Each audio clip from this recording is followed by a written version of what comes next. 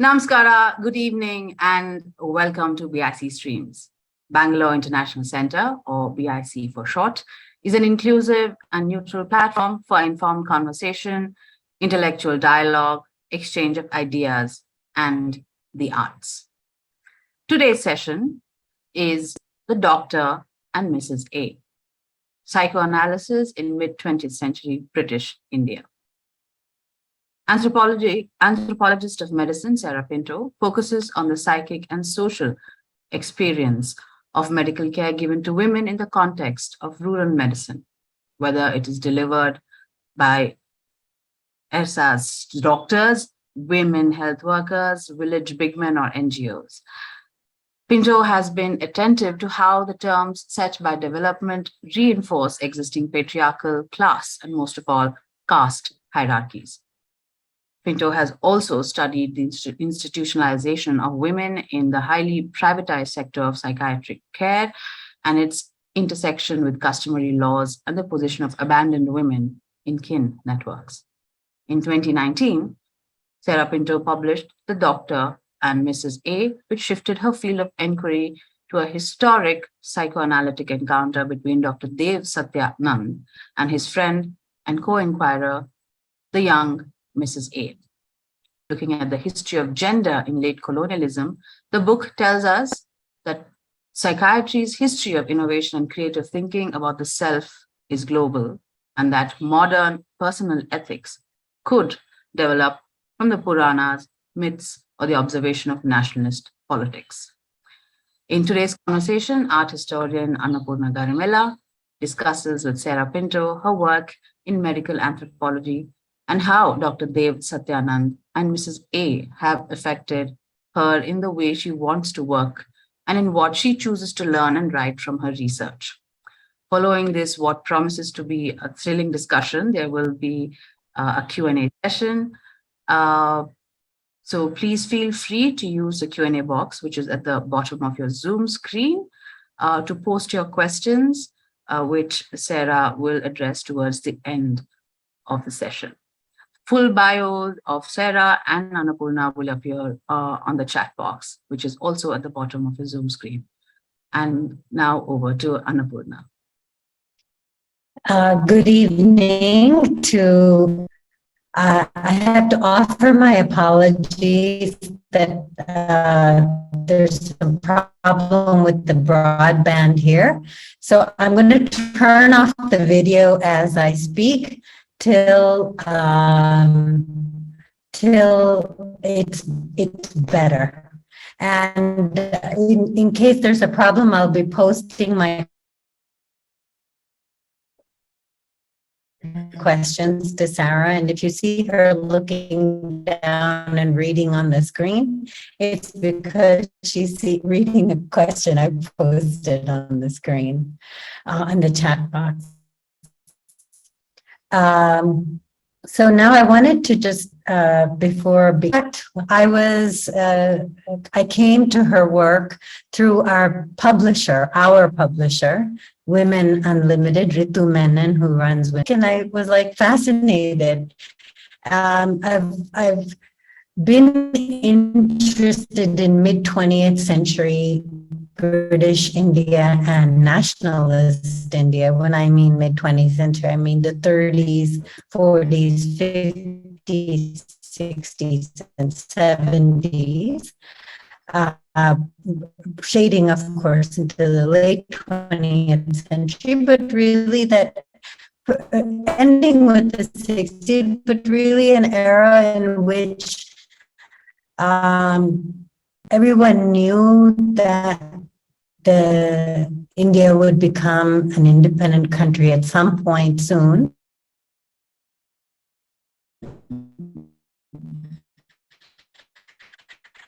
And that she would that this nation would have to decide on lots of things, which completely perked up, and I thought, oh, I must read this book. And as I read, when Sarah's speaking, I'll try. So in that process, I read this book, and what struck me immediately is that Sarah is working to transform herself as an analyst of this particular book that she found in the Nimhans archive. And when I mean transform herself as an anthropologist who thinks about questions like psychiatry, with gender, and how to write, and how to accept the documents that you find in your fieldwork as interlocutors to your own method. And what I was also deeply interested in was Mrs. A. She's utterly fascinating. And Dr. Dave Satya Nand was also equally fascinating. This sort of what I would consider very brave scholarship. It's a big risk to write a book like this sometimes, and it has impacted me as an art historian and even as a person. I think sometimes you don't know how books that you read change you, so you wait for that to find that. So maybe this conversation is a little bit about me finding out how I have evolved through the process of this, after reading this book and through the question. And I think there are many people in the audience who would be interested in knowing, including me. How did you become interested in India and anthropology, Sarah? And thank you so much for. Are you able to? If you're not able to hear my question, then I'll just post it in the box. You need to unmute yourself. Yes. Great. Thank you. Thank you so much, Annapurna. Thank you, Lekha, and thank you to the Bangalore International Center. This is such a wonderful opportunity, and I want to note, in terms of the internet glitchiness, that I've had a number of events like this that have also been beset by glitchiness, and I don't know, maybe there's something about the book itself that invites a certain kind of burst in the system to assert itself. I don't know. So I welcome the glitchiness, and I welcome the uncertainty in the spirit of the book into all of these encounters. So the question is how I became interested in India and anthropology. I'll begin with anthropology, which is an easier one to answer, which is a very sort of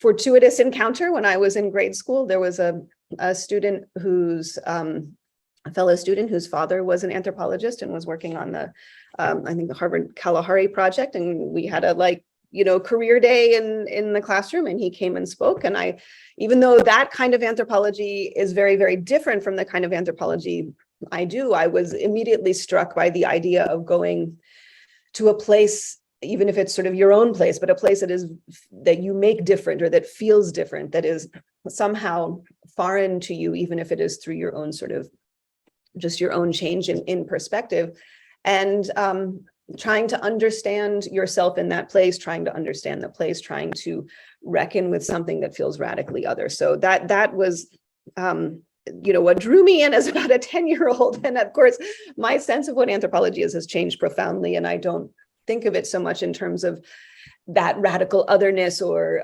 venturing outward, so much as I think about entering now into sort of long-standing flows of connection across very different forms of self and otherness that are constantly being negotiated, both in intimate settings and in sort of very, very translocal public settings.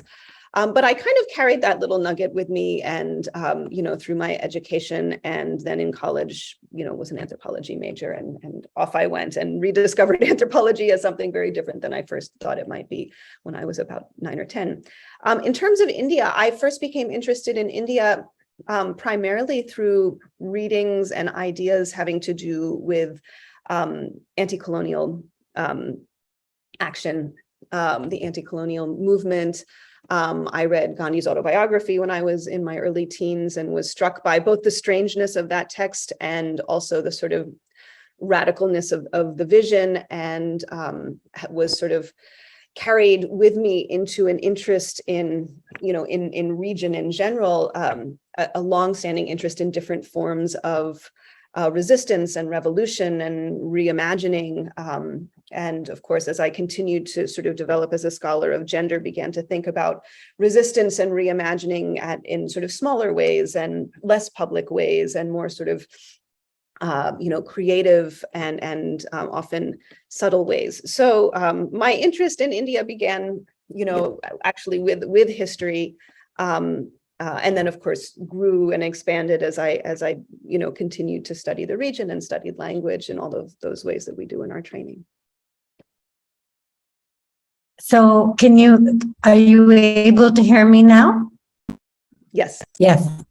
Okay, so my next question is, I'm sorry, I'm going to have to ask you that occasionally. And my next question is about,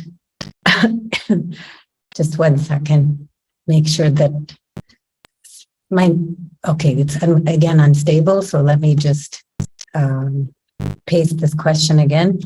Much of your work is on the delivery of medical care. In the process of investigation and research, you focus on perceptions, emotions, and feelings of your subjects. And this, of course, plays into Dr. and Mrs. A. So would you like to talk about that before we get to the actual book? This question of how you would take up a subject like the delivery of medical care, but in the process of investigation and research, you also focus on perceptions and emotions and the feelings of your subjects and how that works for you. Yeah, thank you. I, as a medical anthropologist, I pasted it into the chat box. Great. Yes, I can see it. Thank you. As a medical anthropologist, I have found myself being drawn more towards questions that are associated with the medical humanities often than some of the more clinically and sort of sociologically oriented questions that orient a lot of medical anthropology, though of course I'm interested in those things too.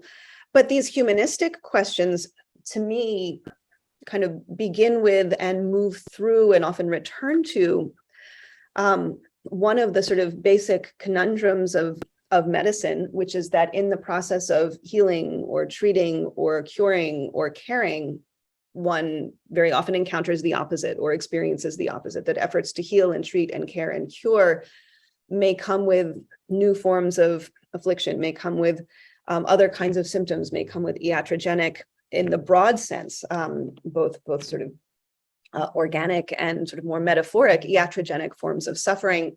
And I'm quite interested in what it means, what that conundrum, not only how people inhabit that conundrum and work through it, but also how they produce it and generate it and then kind of negotiate it, work with it, and how that impacts the self and social relations.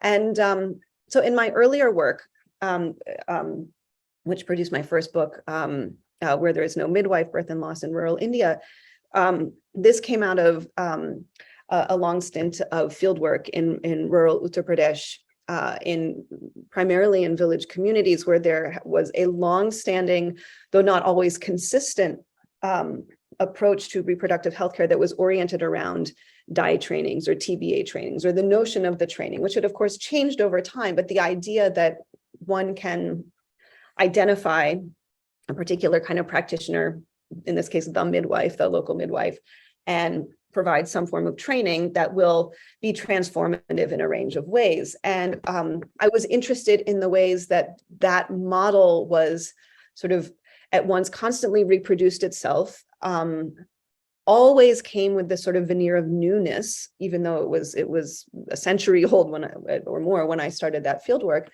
in the late 1990s.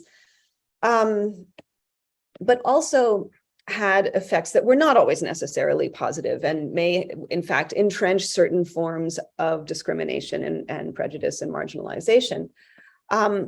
So that was one of those contexts in which it was not just sort of medicine in this very sort of literal, almost individuated sense that generated that sense of a conundrum, but a larger systematic effort.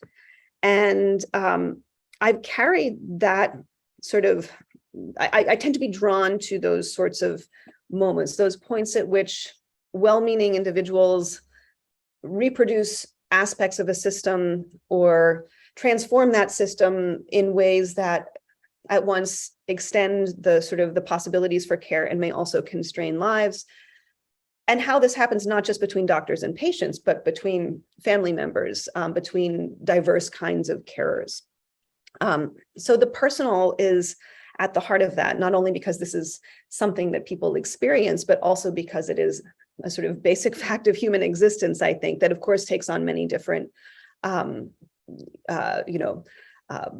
appearances, but it extends to sort of larger questions about what it means to be in relation to others. What kinds of not only pain do we experience in our relationships with others, but what do we inflict on others? How do you disarticulate the ethical, moral urges from the sort of diverse forms of power and control? Can they be disarticulated? Should they be disarticulated? And I think of these, and my own training is not only in medical anthropology, but in a sort of person-centered model of anthropology that aligns with psychological anthropology and some of the transformations in my field in the 1990s that oriented us towards experience, but also experience that includes the sensorial, that includes qualities of seeing and feeling and smelling and touching and moving, being in space with others and attending to those sort of minute elements of experience. So my training has sort of, again, oriented me towards these kinds of humanistic qualities of medicine that are inherently deeply personal, which for me has meant in different ways and different work, constantly grappling with not just who I am in the sense of my position, though of course that's sort of important, and that's kind of the ways that the sort of channelized way we talk about these things now, but who I am as the reader of this material, if it's a historical work, or who I am becoming, what I am bringing to the scene, what I am taking from the scene, what is being made, how I am being made over by not just, what is my position in conditions of power, but how am I being made over by this research encounter, and how is that happening mutually? What are the points of contact, and what are the limits of those points of contact? What are the limits of those points of understanding? So I see this sort of person-focused anthropology as always being dialogic with, I'll say the anthropologist, but in many cases it's the reader or the investigator or the thinker, or the person who is inhabiting those knowledge worlds for that period of time. That leads me to the next question that I have for you. Are you able to understand my question? Oh, fantastic. Yes. Wonderful. How did work on ersatz doctors, midwifery, infant mortality, and the privatization of psychiatric care bring you to Dr. Dave, Satya Nand, and Mrs. A? This is a story of fortuity and also of sort of frustration that leads to discovery. So my first two major projects were deeply ethnographic. They were committed to the present. They were about people whose lives were unfolding, including my own, in the time in which I was writing. As I was writing my second book about women in psychiatric care in urban North India, I was working on a chapter on contemporary hysteria diagnosing. And I call it that with some reservation, but also confident in that use of language, in that hysteria as a concept, as a large, vague, but also a vague concept that had a sort of a clarity when it was being used, even though perhaps definitions would be somewhat expansive, was being used all over clinical settings to describe patients, men and women, mostly women, to describe patients, to explain symptoms, but was not being used in the case file. So was part of the work of the scientific process of knowing and diagnosing and treating, but in a very specific kind of way. It appeared in sort of in conversation, in along the way sorts of conversations, and yet this term was everywhere. So I was writing this chapter. I was thinking about the relationship between hysteria diagnosing, concepts of dissociation, forms of symptoms like sudden unconsciousness, spirit possession, a whole bundle of things that are sort of attached to that concept. And I thought, well, I was curious about the history of hysteria diagnosing in South Asia. So I thought, well, you know, I'll look into this a little bit. And I figured it would be maybe a paragraph or two in that chapter. And probably I figured this history kind of begins in the middle of the 19th century somewhere. And the more I investigated, the more I realized that as a concept in South Asia, this story goes much further back than the middle of the 19th century. And with every new text, with every new sort of lead I followed, I was being pushed further and further back in time, but I was also being pushed beyond the sort of the boundaries, the kind of the threshold of that diagnostic category, hysteria. So eventually that came the next project. Okay, I found this on the web for hysteria. So eventually that became. Was that my computer that did that? Wow. Yes. I say welcome to glitchiness. Thank you so much, computer, for defining it for me. So here's this crazy thing. I got a fellowship to spend a year investigating the history of hysteria in South Asia. And I began to receive, as this goes up on the web, you know, and your name gets out there, I began receiving emails, including from, you know, people I'd never met before who would say things just like this sort of robotic and algorithmic voice speaking to me through my computer. How are you? I'm concerned about the way you're defining this category. Are you implying, or are you imposing the sort of European category on South Asia? How are you reckoning with difference? So this sort of exactly has been this sort of directive to define hysteria really drove what became this massive, enormous undertaking, and to define not only hysteria, but you know, the sense of a diagnostic concept, how we might work both translationally, but also translocally, in a way that's not just about translating from one concept to another different one, but about the constant encounter of medical ideas across long durations of time. So all to say, this became an enormous project. So I was very fortunate to be able to work with historians and physicians at NIMHANS who are also investigating histories of 20th century and 19th century, but primarily 20th century psychiatry, and who had digitized the case files at NIMHANS.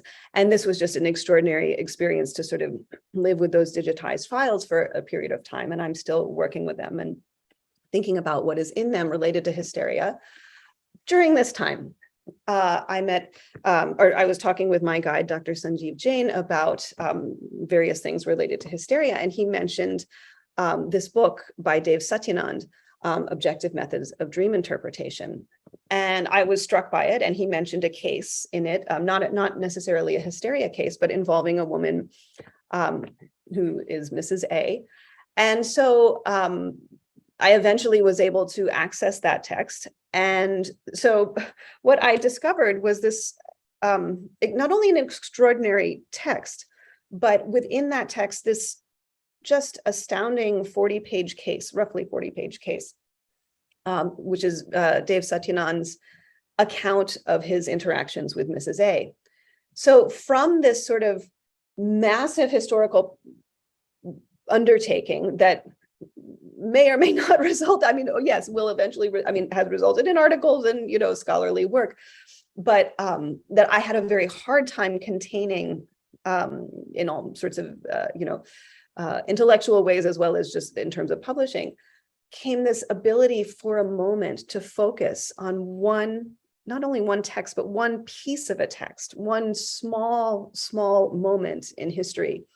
And for me, the sort of the relief of that was not only the relief of having to, relax a little bit from this sort of effort to grapple with all this sort of massive amounts of data and historical trajectories and languages and translations, but also the personal was there. And one of the things that I had found frustrating as an anthropologist with a person-centered orientation in doing the historical work was that this was, for the most part, a history of either no cases or very, very short cases. The published record contained just only the smallest sort of inklings of who these diagnosed people were, of even who the doctors were, even if they wrote copious things in their, illustrious lives and publications, they too were a little bit mysterious. And this was very frustrating to an anthropologist who was used to being able to follow up with questions, to get to know people, to go for walks in the field, to hang out with them in their houses, to have them come visit me, to have them ask me questions. The texts don't ask me questions in the same ways that my interlocutors had. So to be able to sit with a text that was not only deeply personal, but included these sorts of constant, almost questions to me, was just such a relief. And so I kind of, through conversations with my publisher with Ritu Menon at Women Unlimited, and over the course of time developed the idea that I could write a book from these 40 pages. And that was, I think, it felt like a hiatus at the time, but I also recognize now that everything that was contained in those 40 pages, and I mean this in a literal sense, because even the quality of the text on the page, of the print, the typos, the ways that Satya Nand arranged the conversation, the ways one's eyes are guided through this material, my access to it first in the actual book and then through PDFs, these very material things also gave me a sort of a place to sit for a while with this material, and also allowed me to bring in certain aspects of not only the work I had been doing on hysteria, which figures very prominently in the chapter on Ahalya, but to follow the lines of thinking outward from the text. So if Mrs. A said something about, particularly about these figures from the Mahabharata and the Ramayana and the Puranas, then I could trace not only those narratives in those sources, but I could look at the ways other people had made use of those sources. I could look at her contemporary writers. Amrita Pritam figured very prominently for me as someone, as a public figure that I could think alongside with Mrs. A as well. So that text allowed me to both carry the person-centered focus from my earlier work, but also to live in a time and space that was distant, was other, and there was a kind of a comfort perhaps in that too, but also the opening to learning, to thinking about time as a quality of difference and connection, as well as space and culture and other forms of difference. Definitely, when I read the book, there was that sense of spaciousness that you just spoke about. Would you now introduce us to your book and tell us what is at its core? And I would really love it if you would read a little bit, if that suits you, from your book, so the audience also gets a chance to hear your voice as it unfolds in the book. Yes, thank you. So The Dr. and Mrs. A is a book about a case. There's a review out there somewhere on Goodreads or Amazon or something like that gave the book 2 stars and said it's musings about musings about musings. And I was like, well, maybe that's not this person's cup of tea, but that's a good description. So it is in a sense my reflections on Satya Nand's reflections on his encounter with Mrs. A, but at the same time, I made a very conscious effort to kind of hop over Satya Nand, at least in this work, and maybe I will return to him in later work, to dwell with Mrs. A. So the book follows Mrs. A's life as she describes it in this case. And Mrs. A described her life in very, very intimate terms and talked very frankly about matters of sexuality, about marriage, about love. Could you just tell people when this book is situated? Yes, Yes, thank you. Sorry. So the book was published in 1947. However, the case was taken. It's not clear, it's not dated in the text, that from what I can tell, but various cues make me think it was taken between 1942 and 1944. So the case is unfolding and Mrs. A is speaking from a period of war and speaking at this moment of incipient independence. There's no mention of a possible partition. The discussion of independence is vibrant in the text, and there's a great deal of Mrs. A's reflections on what a free India would look like and what her responsibility to this new nation would be, what her role in it might be. But what the temporality of that text, I think, is very, very important. That we can't actually, or at least I can't, and maybe others can, but specifically date the case allows us to think more capaciously and beyond the sense of tying it to a specific point in time and place. The other interesting thing is that it's not clear, at least to me, whether Mrs. A lived in Amritsar or Lahore. Satya Nand was practicing and teaching in Lahore before 47. Afterwards, he was in Amritsar.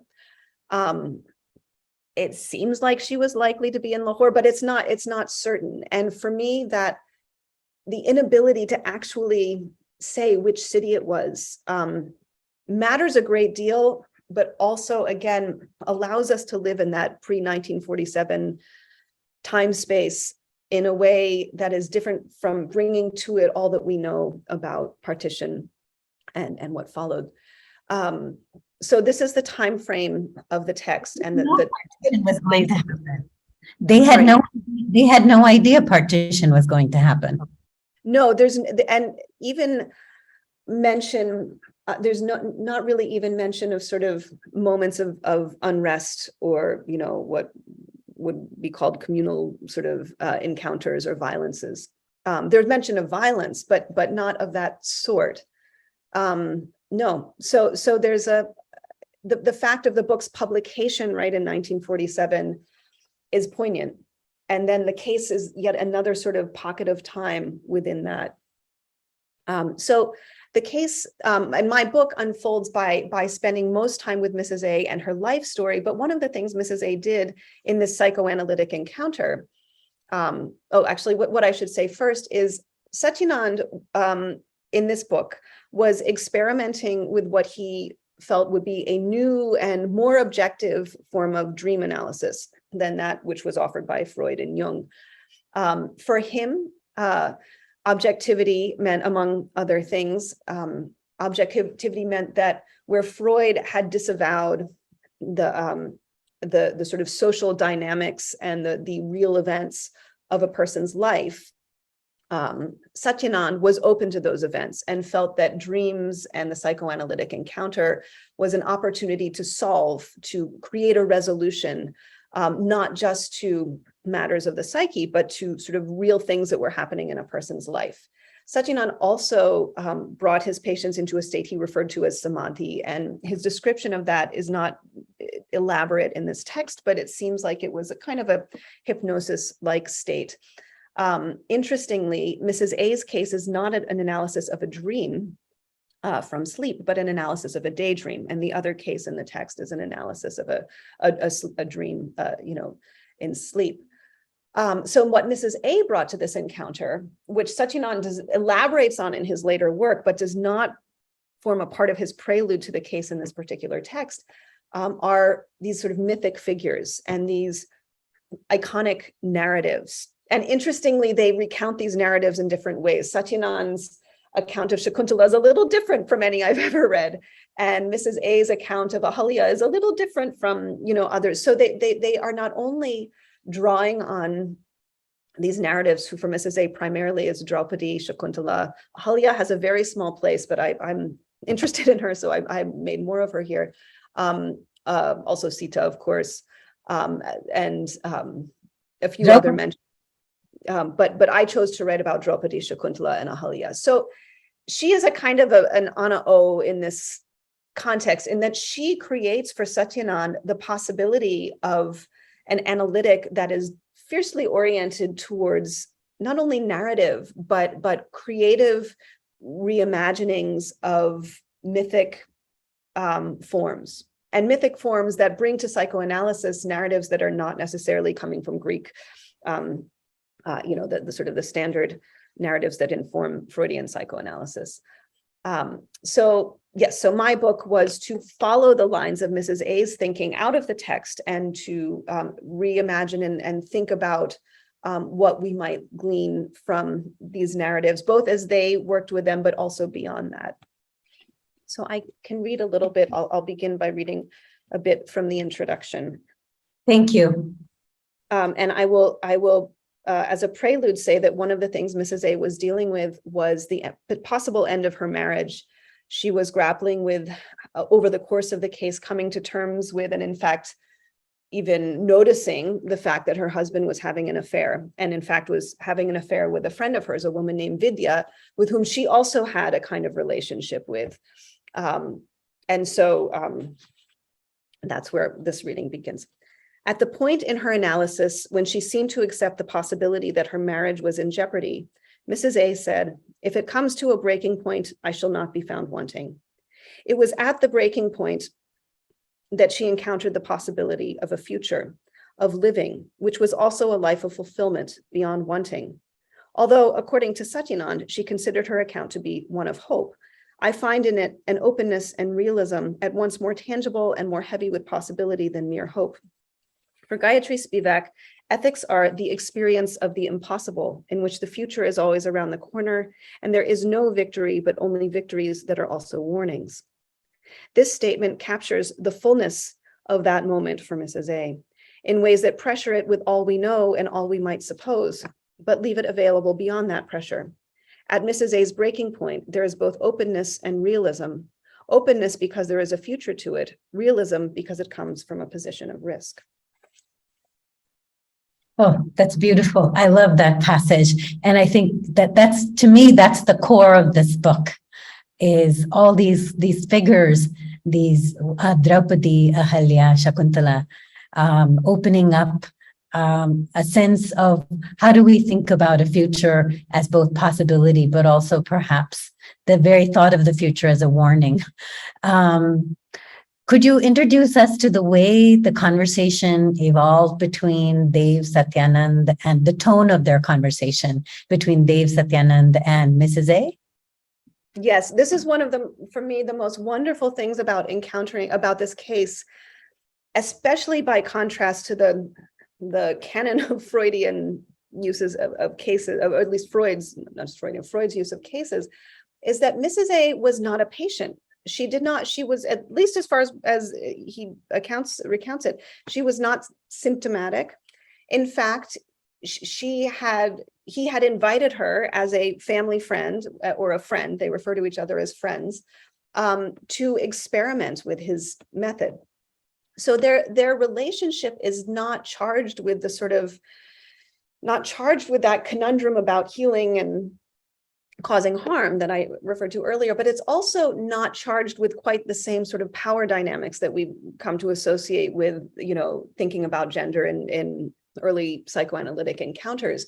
And, throughout the case, there is a sense of the dialogic, not only a sense of it, but Satya Nand, as part of his method, was he would give the analysand their case as he had written it up to review, and they would draft a response that he referred to as the analysand's rebuttal, which would then be included in the case. So there's this iterative sense of analysis.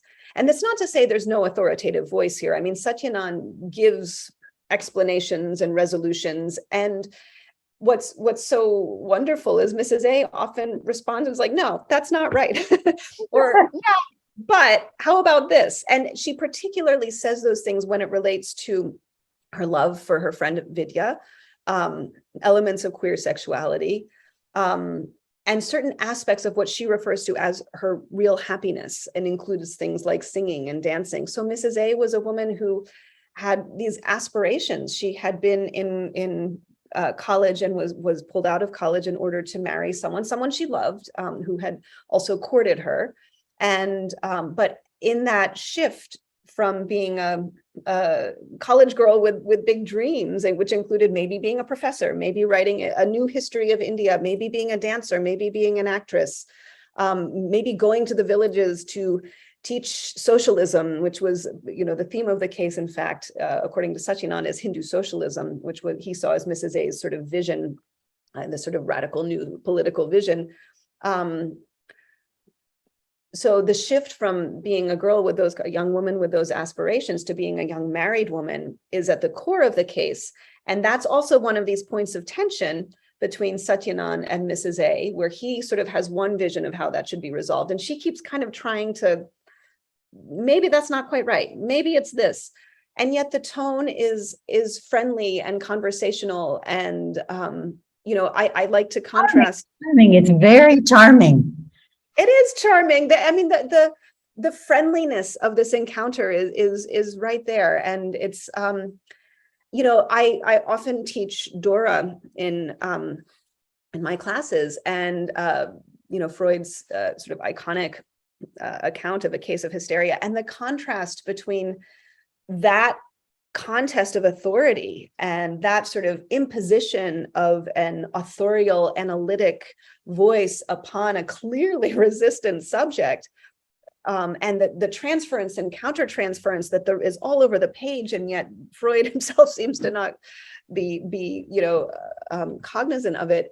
It's in such contrast to this case where there's certainly blind spots, and I certainly don't want to heroize either of them, but the sort of friendliness of the account is remarkable, and the possibility that the analysand, even the imagination that the analysand might disagree, and that could then become part of the process in a non sort of confrontational way it was quite extraordinary to me.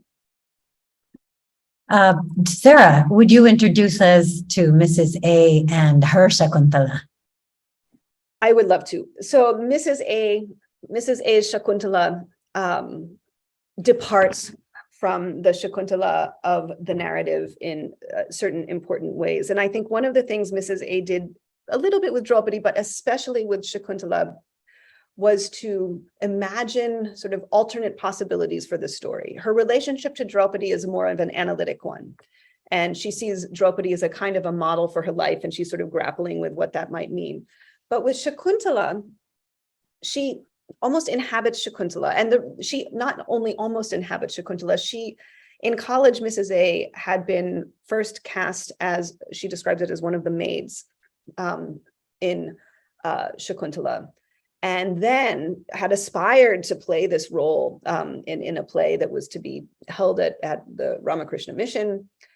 And the role, she had to give that up when she was pulled out of college to marry. So throughout the case, she consistently returns to her mourning for that role, like that she had been cast to be Shakuntala.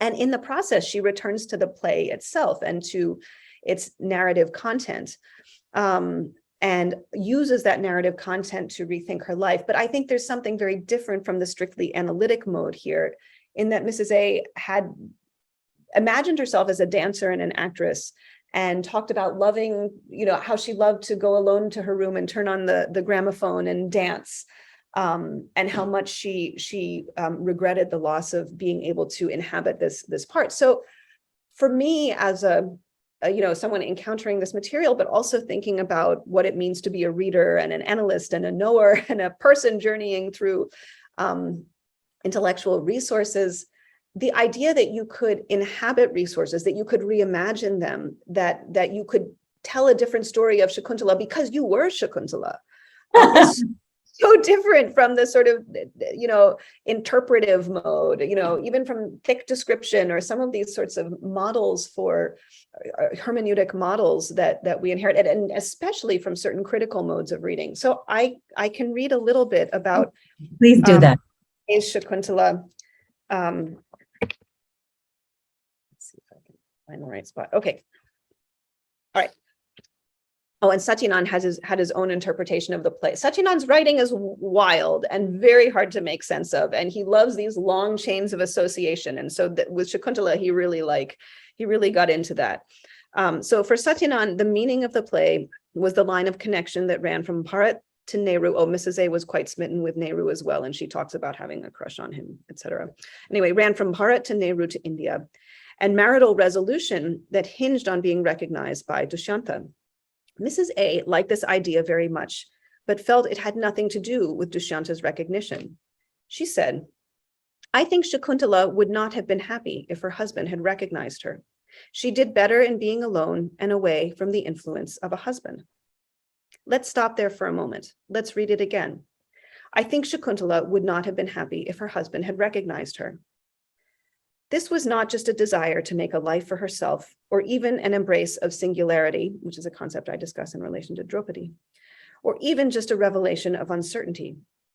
It was those things too, but it was also a refusal of recognition of its fixing, emplacing, and claim-making effects, dharmic though they might be.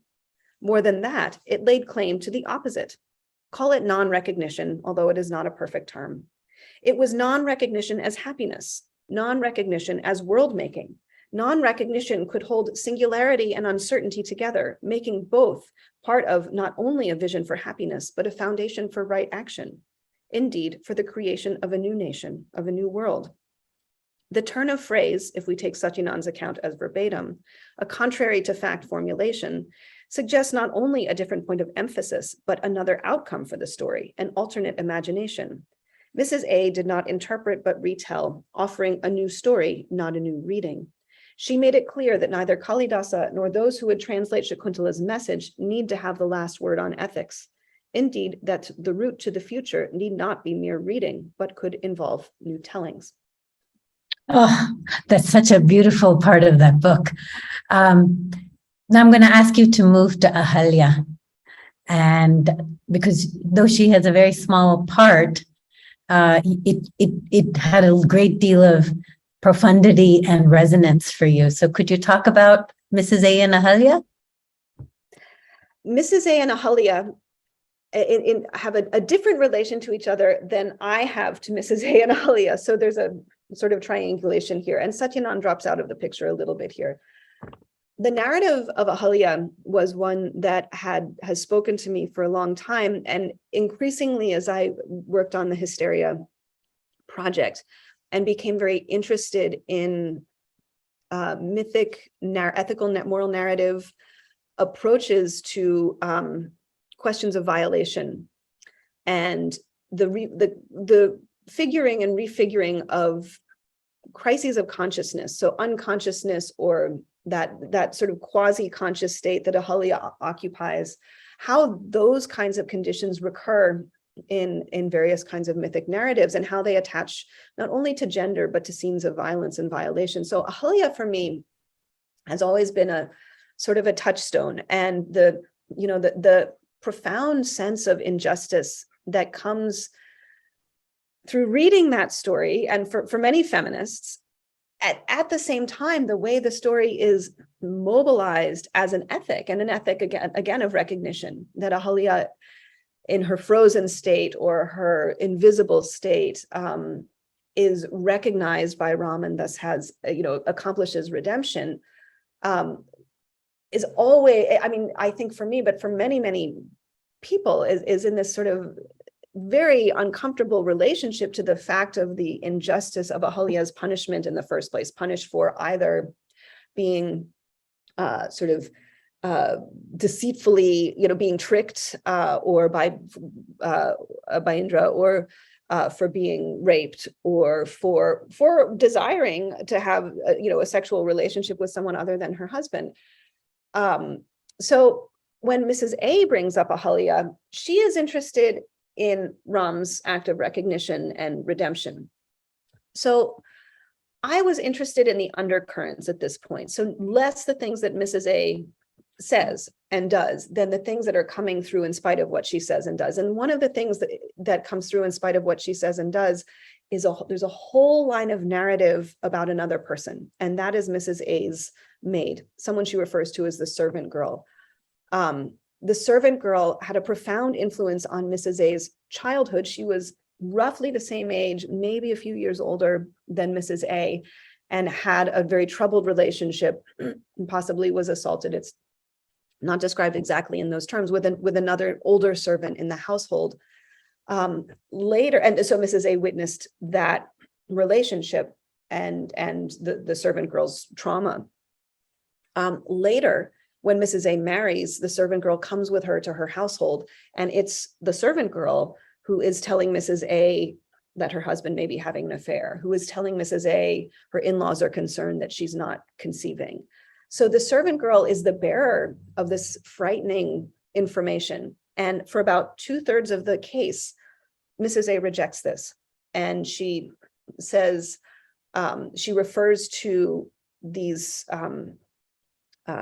sort of pronouncements or these whisperings, this information as the effects of a warped mind because the servant girl was jilted or had lost love or was treated this way by this other servant. So she's distorting these statements of truth into symptoms of trauma, of symptoms of sexuality, symptoms of violation.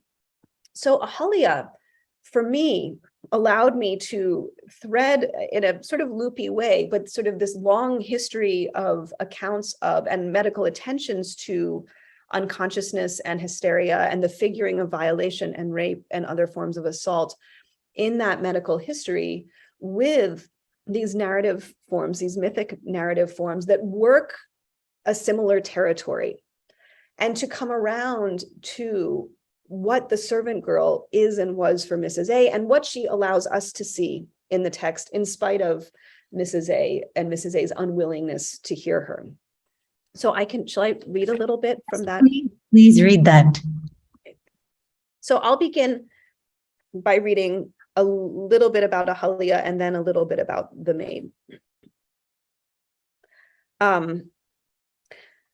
There may also be something else. The possibility that Ahalya's curse is not just a critique of an ethic, but a claim to a momentary way of being, unconsciousness, as a form or effect of witnessing, as a refusal, a return to a self that is at the same time a communion with the world. This is the alley behind Mrs. A's avenues to the future, not the same as the authorized retreat of ascetics, though it may bring about similar effects, accumulated power, and may draw from a logic that values retreat. The short circuit of unconsciousness is a quieter but no less culturally available model, which runs counter to ethics of awakening that organize the story about resurrection. It appears to ask with the body, to which kind of world are we made to awaken? What do we lose on awakening to this world? In placing ethical emphasis, so this is in contrast placing ethical emphasis on Ram's act of redemption.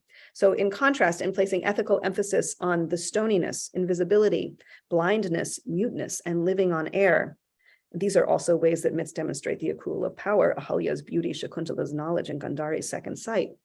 Another point of entry opens into the story, an outlet for the injustice that justice creates, an anti-heroics rejecting the double standard of heroism, a counter-ethic to recognition, and being welcomed back into the fold, which finds in radical refusal a capacity to freeze the curse for all to see. So in relation to the maid, I write, the servant girl, nameless, living in the shadows of Mrs. A's marital confusion, brought violation and deceit and a sense of their deluding, mind-melting effects to the very heart of what it is to see and especially to tell the truth. Although the experience with the Sikh servant, that's how Mrs. A and the servant described the person who had accosted her, was distressing for the servant girl, their psychological effect was vague. The girl's mind is warped. A failure of truth-telling, not a form of it, and one attributed to her in spite of her protestation. Over the course of the case, however, Mrs. A's tone changed. Perhaps the servant girl was the only person not deceiving others or herself. as Mrs. A began to allow into her account a sense that the servant girl had been wronged, deceived, even accosted, as opposed to jilted. Mrs. A grew more willing to accept the truth of what the girl was attempting so persistently and against such resistance to tell her. The servant girl may be the story's unconscious, less by embodying fantastical fears or desires, though she may have done that too, than by a quiet, sober realism. Where Vidya leaps into our midst, tugging at our ears with wild possibility, the maid sidles up to whisper something we already know. The truth was not just intimate. If Mrs. A's intimacies were the source for her politics, so too the maid's sobering reminders related to Mrs. A's political vision as much as to her domestic arrangements. Against an unfolding ethos that revolved around socialism, nationalism, and the need to engage with the working classes, villagers, the poor, there was in Mrs. A's relationship with her maid a kind of disavowed intimacy, a disavowal of Mrs. A's own participation in class relations, of the way she herself had mapped sexual transgression into her landscape of reform and personal accomplishment. Amidst all the intimacies colliding in this case, there was one that, unlike the others, went entirely unremarked upon, having no analytic bearing, no consequence for either the scientific, ethical, or political vision. It is the intimacy even harder to name than that represented by Vidya. Even Satya Nand referred to that relationship's homosexuality. It was a closeness that could not be friendship, yet involved confidence, secret knowledge, and the truths about other intimacies. In the ambiguous relationship between Mrs. A and a woman only identified as a servant was a connection across class that could neither be acknowledged nor accomplished. Wonderful. I wonder if we could conclude the conversation part of our session with you talking about ethics and counter ethics through Shazia Sikandar, who was so important for you, and you discuss at the end of your book. I know you've made a presentation, so please do share it with us. Great. I'll share that in a moment. And another active moment of fortuity while I was writing this book. And I will say also that I realize increasingly that what I write is in dialogue with what happens in the classroom and is very much shaped by student, not only by the conversations students are having, but the kinds of conversations I'm aware that they want us to be having with them. There was a Shazia Sikandar exhibit at my university's art gallery, and which included a range of her works, but focused on Parallax, which is a large multimedia installation. It loops and it's on these sort of big screens. And I was blown away by the way that my sort of analytic reckonings of ethics in this case seemed like they were taking form in some of what I was seeing. And so I sort of followed some of those lines of thinking across her work and kind of just allowed myself these sort of flights of fancy to think about what it might mean to imagine ethics and counter-ethics as shapes and as movement, and with a sort of choreographic choreographic and also sort of obviously visual sort of sensibility. So I will share the screen. So one of the elements I was very struck by in Shazia's work is her use of the shape of gopi, which she calls gopi hair. And I can actually read a little bit while I trace this through the images. Thank you. Two nude embracing gopis figure in several of Sikandar's miniatures. In perilous order, they enter the frame around a regal-looking Rajput, easily read in intimate embrace, interrupting courtly masculinity with a self-contained erotic. The embracing pair, relocated from other of Sikandar's work, are reproduced from an 18th century Basoli miniature depicting Krishna's theft of the gopis' clothing. In that image, they may not be embracing with desire, but for protection from exposure. Sikandar's replication and dislocation of this couple, and I will say also of other gopis from this and other images, shifts its meaning, or at least heightens its ambiguity, emphasizing without fixity the erotic over vulnerability. Do we read the gopis under the sign of violence or that of erotics? Are they huddling or embracing? Are the acts necessarily separate? Also, if we find the hair shape atop those bodies, What does it take when put into flight and permitted, as Sikander says, new associations? What does it bring from the small frames of the miniatures to the massive scope of the installations? Interruptive erotics or the scene of violation and protection? Do we treat it as a synecdoche of the images from which it is removed? With knowledge of its origins, does it become a derivative object, or is it precisely in its derivative capacity loosed from its origins so that it might create new associations while retaining the possibilities from which it emerged? So here, again, we see the gopis in Gopi Crisis, and the hair is even more sort of discreetly outlined here. And then in a digital animation, the hair takes flight. These shapes leave the heads of the gopis and they fly around and they become something else. It's not clear what they are. And I think I didn't note this in the book, but I think it's very interesting that she chose to use the bound hair of the gopis and not the loose hair, given the meanings that are associated with loosened hair related to sexuality, related to madness, related to religious ecstasy. Bound hair does something very, very different, but it also allows for a continuity and a sort of consistency of shape that can then be kind of made into these masses. And so this is what happens.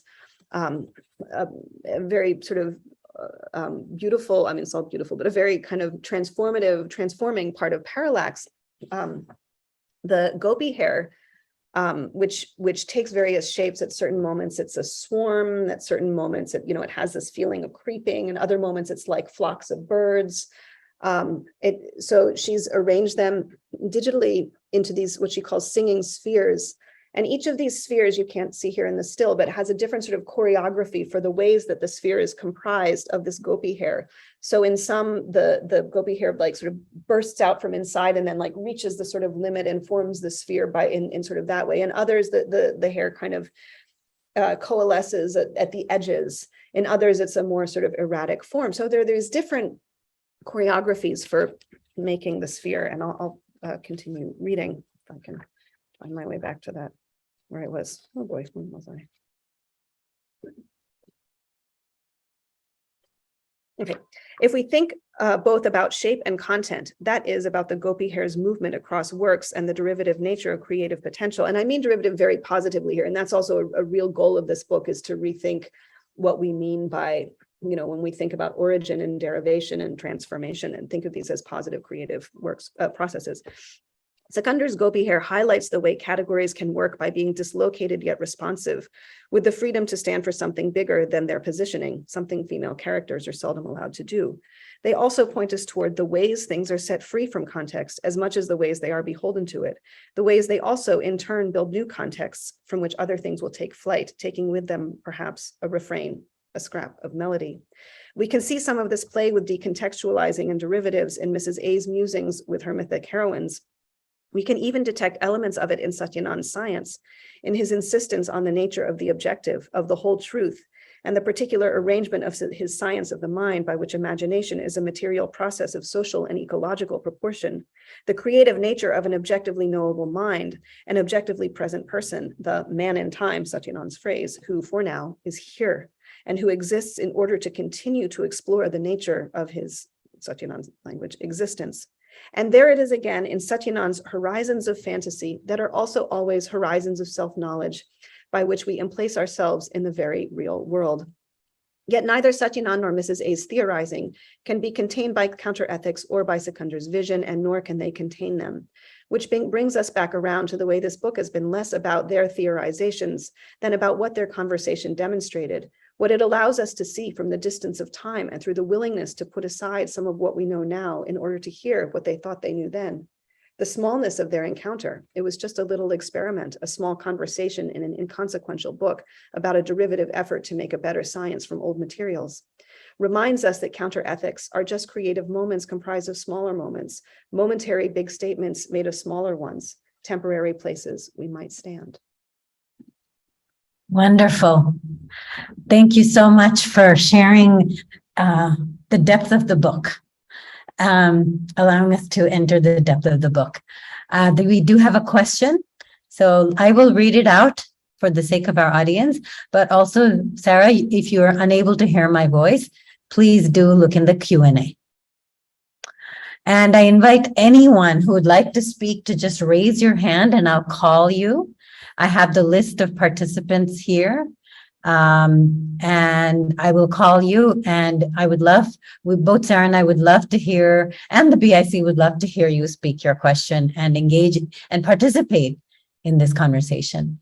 So the first question comes from Sumaid Yadav, and he says, I wonder if it may be a descent of order, the gopi band's hair into an open space visible to everyone of their intentions.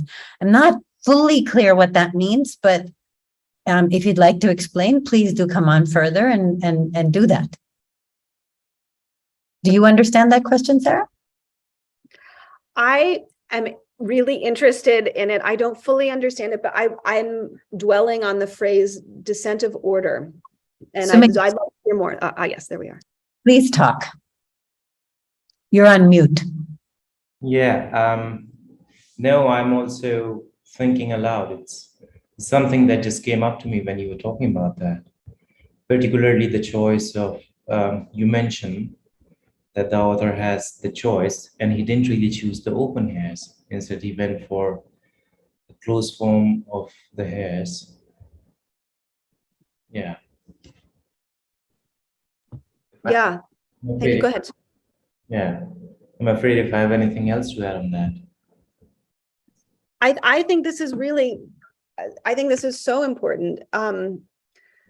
So one could imagine building a contrast. In fact, you know, for those of us who have written about, and folks who have, as many of us have witnessed, you know, altered states of consciousness, particularly, not exclusively, but at dargahs and temples, in which women loosen their hair in order to go into a trance state that in some contexts allows for the saint in the tomb to loosen the hold that some sort of offending spirit has over that person. The opening of the hair is a very important part of that. And in my early, you know, encounters with, you know, childbirth and effort, you know, various kinds of techniques for facilitating childbirth, opening the hair is important, and sort of the relationship between different forms of unbound or differently bound hair and spiritual transformation, release, rejection of social orders is so profound. So that is one contrast that I am very used to encountering. And I think when I first understood or you know, realized that these images that were swirling in parallax were the buns, I was like a little disappointed. And then, you know, I thought, oh, you know, there's so much potential in the open hair, but once I kind of let go of that sort of need to work within that contrast, and I read a little bit about what Shazia Sikandar was doing, she talks about allowing loosening the hair from its original source, from the shape from its source, so that it might form new associations. And that her language of new associations really, I think, is really fascinating, because there's not the contrast between, you know, order and chaos, but it's also not the contrast between you know, the kind of order we're talking about is not always necessarily grid-like. It is not the forms of sort of modern knowledge that we associate with grids of knowing or with being able to chart things, but it is forms of association. And again, not just of you know, persons, but of ideas and concepts that can take a pattern, that can take a shape, but it's a loose pattern. And it's a pattern that is in motion, which I think is also so incredibly important. It's not just a swarm. In some instances, it's a swarm. In some instances, it's this like beautiful flocking movement. As I've said, with the spheres, you see these different choreographies, but they're never super organized. They're never, the patterns take a moment to figure out. And as patterns, they're very loose. So I think that we're not quite in that sort of position of contrast that so orients so much of how we think about hair.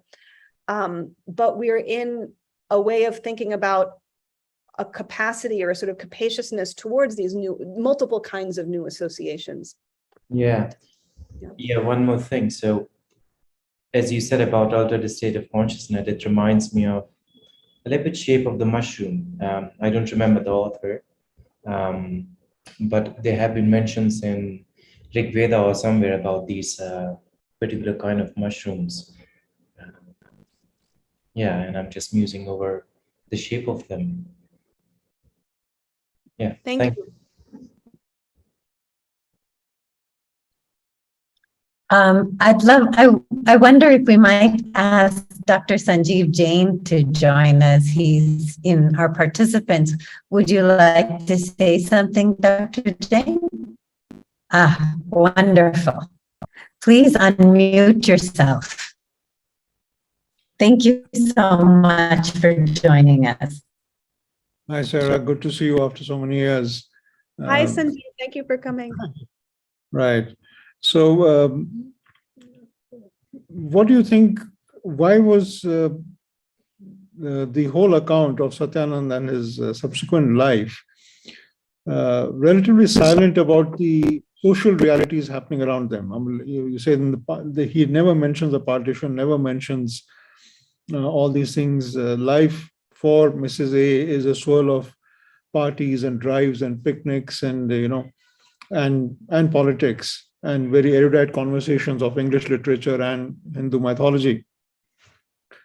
So do you think the psychological understanding at that time was actually dissociated from political awareness? Unlike what was very far cry from what was happening in Europe at that time, where Freud and the political consciousness was quite at loggerheads. Why was it so ivory towerish here? Yeah, and this is the question, I think, about 20th century Indian psychiatry and psychoanalysis. And the other point of contrast for me is Fanon and a kind of writing of psychiatry directly to the trauma of occupation and violence and torture, and from it, and then also a kind of a rejection of the institutional position of psychiatry in relation to the colonial state. I have been trying to think through this question, as you know, in the Nimhan's material, but also with the writings of people like Govindaswamy and others. And I sort of wonder, is there a way that the political is made accessible in ways that don't quite register as political, because we expect the political to appear in narrative form. And maybe that's a sort of a way of avoiding the question. But one thing that's so fascinating about Satya Nand and also his earlier contemporaries is the use of the biological. And as I've been thinking about, a certain critical assumption in medical anthropology, in particular transcultural psychiatry as well, to an extent, is that recourse to organic explanations and biological reckonings of the psyche or selfhood or emotion or even certain kinds of symptoms is somehow a rejection of the social. And I think through my conversations with you and at Nimhan's, I have been thinking about this differently and thinking about the biological as a point of contact, perhaps not to the political in this narrative form, but to the political as it manifests in environment, to the political as it manifests in the impact on bodies and minds of impoverishment, of chronic illness. So that the language of Fanon that takes critical scholarship so towards trauma, I've felt like something a little bit different has happened in Indian psychiatry at a similar time that does not go towards these singular moments of trauma, but towards damage and towards the longstanding damage that can be linked to the political, but is seldom explicitly so, except in, in some of Govindaswamy's writings. But for Satya Nand, I mean, this is not a question I have an answer for, but for Satya Nand, what's to me very interesting about his subsequent writings is, as you know, it just gets more and more like, what's the word? Almost elegiac or like expansive about the soul and the development of the individual and fiercely oriented towards the individual. Metaphysical? Say that again, Annapurna? Maybe perhaps metaphysical? Yeah, exactly. Metaphysical and very esoteric and soteriological. And I think I don't have an answer to your question because I maybe that says it's about sort of the biography or the psychology of Satya Nand himself. If this is a way of writing beyond, making people bigger than their politics, or did he not care? I don't know, and I'd be interested to hear your response as well. What you think? It's also interesting that people like Satya Nand are quite decidedly inverted commas modern. Yeah. They have no apologies. They don't feel a sense of inhibition about Indianness. He's actually, as he says in one of his papers, I think in this book itself, he sees no real difference between Iqbal and Nietzsche. So he's read about Nietzsche, and he thinks Iqbal and other Indian writers are also interrogating modernity in their own ways. So he actually has no sense of colonial inferiority in that sense. So in his mind, he's a creature of the mid-20th century. He reads English literature, he reads Hindu literature, he reads Christian literature, he reads Islamic literature, he reads from Iqbal to all the other Indian writers. So he's trying to develop a modern consciousness, which is not necessarily rooted in mythology. And in that effort, I think psychiatry has really lapsed. We have not embraced modernity of the contemporary experience, of our day-to-day experience, but more often fall back on mythological, as he himself does. But then, as Mrs. A pulls him back into, a more nuanced understanding of Ahalya and Shakuntala, rather than the old, textbook kind of mythologies. So these stories are also getting, in a sense, modernized by this interaction. And that's very interesting. How much does 20th century modernity adapt or transform myth to suit current narratives and current experience? That's an ongoing political issue in many ways, because mythologies are being made real in our world now. So it's this kind of empirical questioning of how this process is happening is quite interesting. We don't do it as much now. We take, for example, the Guru-Chela relationship, or the use of stories from Jataka tales or psychotherapy based on Bhagavad Gita literally. Yeah. We don't translate what does Bhagavad Gita have to do with a soldier on Siachen Glacier. Yeah. On, let's say, the Ukraine war. So how does Bhagavad Gita reflect the dilemmas of modern life? Is not something that is addressed very often. And I think Satya Nand is being very brave in trying to bring all that into the real here and now of late 30s, early 40s India, which is quite a remarkable enterprise in that. Yeah. May I interject? I'd like to say something, and it's a beautiful point that Dr. Jain has made, and I want to. So one of the reasons why I enjoyed this book so much is because, say they knew that maybe independence would come shortly or nearby, but they didn't know that accompanying independence would be partition. When I look at artists, either on this side of 47 or on that side of 47, no one exactly knew how to be an Indian modern artist, or many people didn't know. Someone like Amrita Shergill might have known, and people were trying to experiment in the Bombay Progressive Group and those kinds of things. But when I look at someone like Mrs. A or Dr. Dev Satya Nand, I think what I find very rich is that they actually don't see being modern, whatever that might mean. I have not that much investment in modernity or modernization or something like that. But whatever it might mean to be somebody at that moment in time, who is on whom everything converges and through whom many things flow. So when I sometimes confront my students when I'm teaching, they don't have access to all these stories. They have a bad Hindutva that they don't want to belong, and rightly so.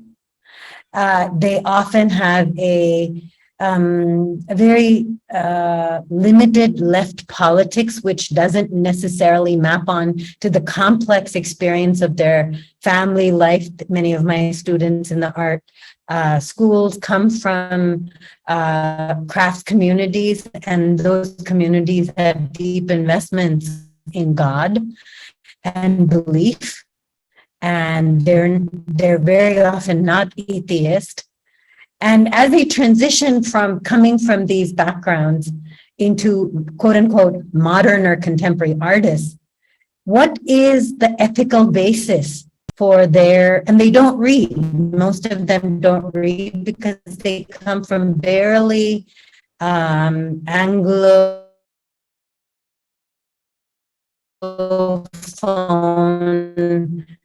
educations, and they don't have any history of reading in their native languages, whatever that might be, or their birth languages, because they're educational kind of, and we work with it. Of course we work with it. But here I look at somebody in a woman in her late teens or early 20s, around 1942, 44. Of course, she comes from an upper class family. She's not a perfect person. You're very clear to show astonished me, and it made me think about what might the possibilities be for my students, and sometimes for myself, even if there was this kind of record. Or you, Sarah, were you able to understand that? Or I missed the second to last word, and I think it wasn't. I think you're getting it in small pieces. I got most of it, but there was the last word you said I didn't get it. Did you? Was it record? I think I was just saying that I wouldn't have anything. That's okay. Maybe something like that. So it's so interesting. Where my mind went, following what Sanjeev had said, was to thinking about the fact that so much of what Satya Nand mobilizes, especially in this earlier text, but later ones too, are texts, and they're books. And there is this, like, I mean, when you move through any of his writing, it's like walking through a library. You encounter, mention, and it's this extraordinary library. It's organized in some ways very conventionally, but in some moments suddenly not conventionally at all. And there's a sense, I mean, it's a little different from the sense of like world literature or something like that, but a sense of creating a form of knowledge that involves textual contact, or the contact of both the contact and the comparison of texts with each other. And the way that the way Satya Nand brings in like Jane Austen to describe personality types in South Asia, or that there's again if there is a sense of the modern there, it is not, I don't think it is not through newness, and it is not self-consciously so. It is about being a co-reader in a long history of mutually maybe not entirely mutually, unfortunately, but ideally mutually engaged possibilities for reading. Of course, this all depends on the English language or translation, or, you know, the possibility as surely many of the actors in this text had to read different languages. But I am, you know, even though in writing this book, I was interested in thinking beyond reading and a kind of hermeneutic that's oriented towards text, any sort of text as readerly, and thinking more about, you know, qualities of habitation and inhabiting and you know, informed by theater and dance and, you know, South Asian dramaturgical concepts, etc. I'm actually increasingly being drawn back to this notion of reading, and for that era in particular, what it meant to encounter and not just encounter actually, but to establish the world or create the world as a library or as a place amid a circulation of texts, which again, that kind of gets rid of, or it sort of at least lightens the burden of needing to be new, you know, or of needing to have a transformation. But it just puts oneself in a kind of a flow of ideas and contact and contrast. And so this is something I've been thinking about, and things I'm working on now a little bit, but what it means to think readerly about, and I don't mean like interpretively or as a hermeneutic or trying to assess this kind of reading or that kind of reading, but to think readerly about the social world of text, which does not, Annapurna, does not address your question. But because what you are saying is that there is something that is well beyond the readerly here, that may have a whole different set of stakes that may be emergent or longstanding. There's a question, Sarah. If you could look at it, I'll read it out. Maybe my voice won't be good. Would you like me to This is read from it? Chinmayi Ramaya. Thank you for the wonderful book and talk. Question. The position of Mrs. A as not a patient with... Yes, please. That would be really nice. Please read it. Okay. The position of Mrs. A as not a patient with problems, but rather a friend who is helping with an experimentation of a new methodology where there is banter and exchange of ideas is not exempt of transference. This is true. There may be no apparent power dynamic between the two, but we now understand that transference goes beyond conscious interactions and imaginary symbolic relationships. How would you read the transference between Mrs. A and the doctor, and how would it then translate to you as a subject who invested in them? Yeah, this is absolutely true. And maybe I overspoke. I certainly didn't mean there was no transference there.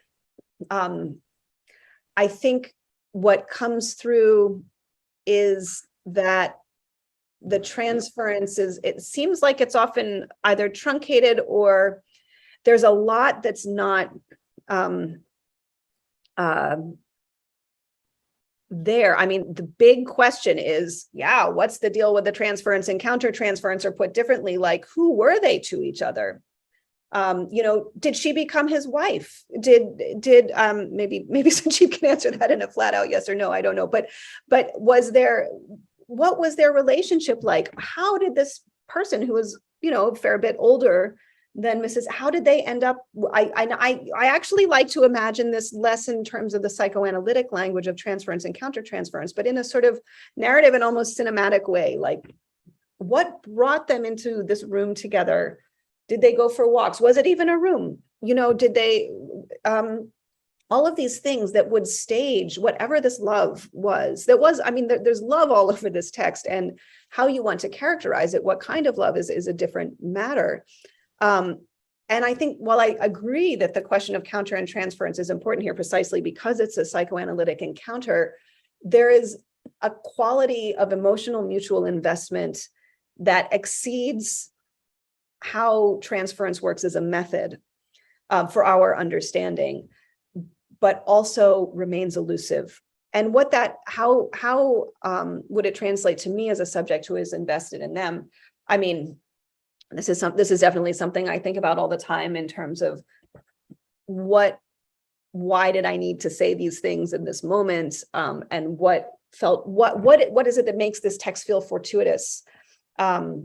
so these are sort of obviously very personal questions, but I do think that as an intellectual project, for me, writing this book at the sort of moment when Twitter culture surges and what critique means in the academy is increasingly taking, at least in the American academy, is narrowing in form. What it means to be a critical thinker has come to mean a very narrow set of, very often very US and US history focused set of things.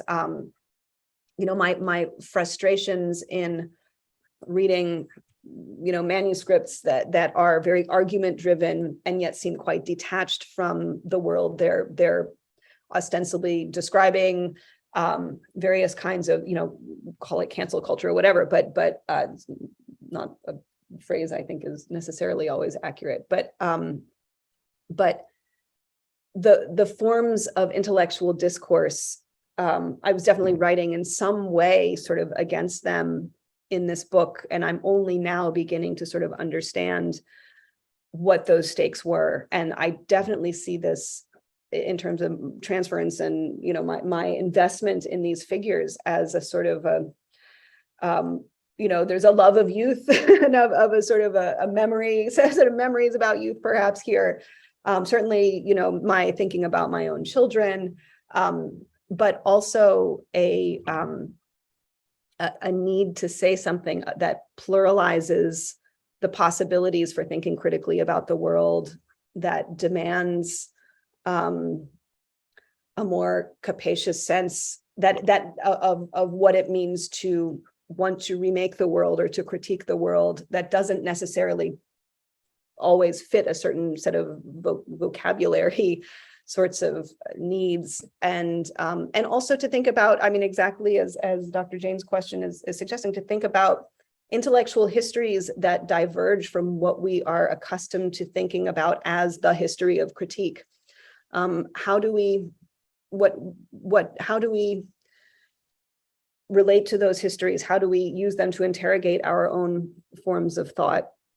I'm not sure if that answers your question, but just to say that I think these are sort of, it's a question of method and sort of ongoing reflection. Thank you. Well, the time is, oh, please. Can I just add us, when I first encountered these notes, my immediate superficial and cynical doctor response was, we've all been accustomed to the criticism of Freud that his entire psychology was based on the middle-class mores of urban Vienna. And this was a very European, Jewish, mid-European crisis point, which Freud encapsulated. What was interesting was that as far as ground realities go, Lahore was no different from Vienna, which is not a comparison one easily makes otherwise.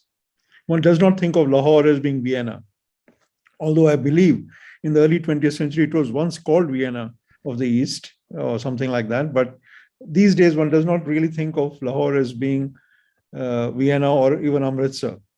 And to think that here was a writer who genuinely felt that his understanding of Lahore society was as insightful as Freud's of Vienna puts things in perspective. And something that we don't really understand when we try to teach students psychotherapy, Western, Eastern. We try to explain that Western modes of psychotherapy or Western modes of notions of the mind don't really translate to subaltern context or South Asian context. And here is a man who doesn't feel that difference at all, just about 75 years ago. So that's why have we reached that position, this position, that of the Kipling position, West is West and East is East and never the twain shall meet, when 75 years ago, we didn't really feel like that. So what has changed in these 75 years is also something we need to understand. Thank you so much, Sarah, Dr. Jane, all the audience that stuck it out at one point for the talk. there were, I think, 44 people or 42 people, which is a nice, significant audience on a Wednesday evening, just after days of work in India. And there were people joining from other parts of the world. I'm very, very grateful for this opportunity to explore this book with you. And I hope to continue speaking with you, Sarah. And thank you, Dr. Jane, for contributing so richly to the conversation. Good night, and I wish you all the best. Thank you, Sarah, for this fascinating and wide-ranging conversation transcending across ages, times, spaces, and mediums. Thank you, Annapurna, for always bringing us such profound conversations exactly like today's, and for being an excellent and invested interlocutor as always. Thank you, everyone who joined us this evening and for the questions and excellent observations. Do subscribe to our mailing list or to one of our social media pages and let us know what you think of our programming and what you'd like to see more of. Again, we are so grateful to you, Sarah and Annapurna, for giving us your time. All I have to say now is thank you, good night, and see you all next time.